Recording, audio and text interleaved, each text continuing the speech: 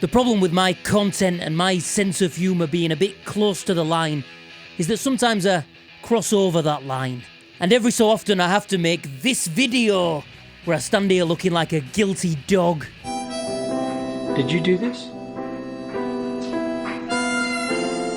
And it is a tough line to balance upon, because people like Scott Devine praised me for helping to end cancel culture in our field of musical content creation.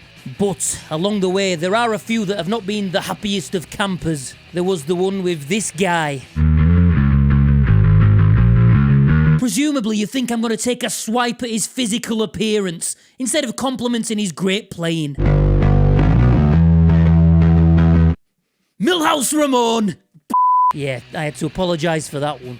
Then there was this joke which riled a few people up. You can say what you like about the British, but thanks to us, countries have Independence Day parties all over the world.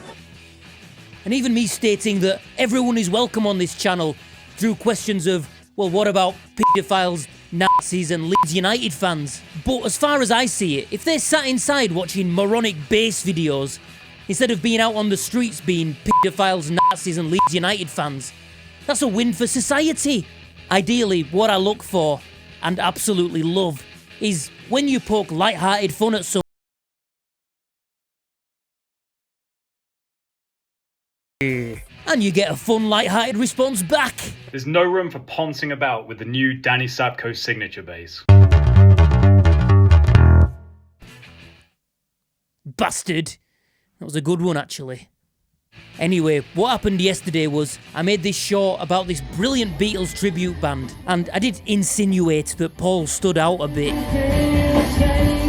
in what I thought at the time was a humorous and light-hearted way. But some of you didn't agree, and some of you that maybe did find it funny started directing nastier comments towards the performer, and it just didn't feel right. So it was only up for about an hour before I took it down. I don't know if you can tell this about me, but I am a big ponce when it comes to this stuff. When I do upset people who have taken what I've said badly and they've done nothing wrong and don't deserve it, I feel absolutely rotten. However, when they do deserve it, it's absolutely no problem. So really, I just wanted to make sure, once again, that we're all on the same page when it comes to me taking the piss. It comes from a good place, you know, even though it might not be immediately obvious sometimes.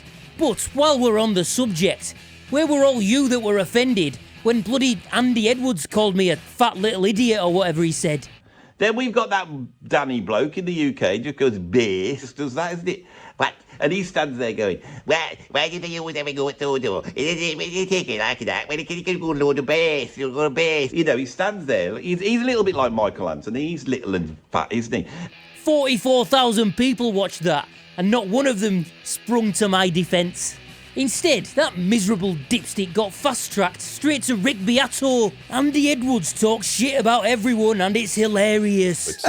You know about music, so you find it funny, you say. I do find it funny. Yeah. Oh, let's all laugh at the fat midget.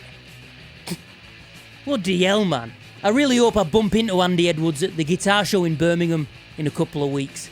I'm going to make him feel about as welcome as a cartoon Mohammed. Edit that last bit out.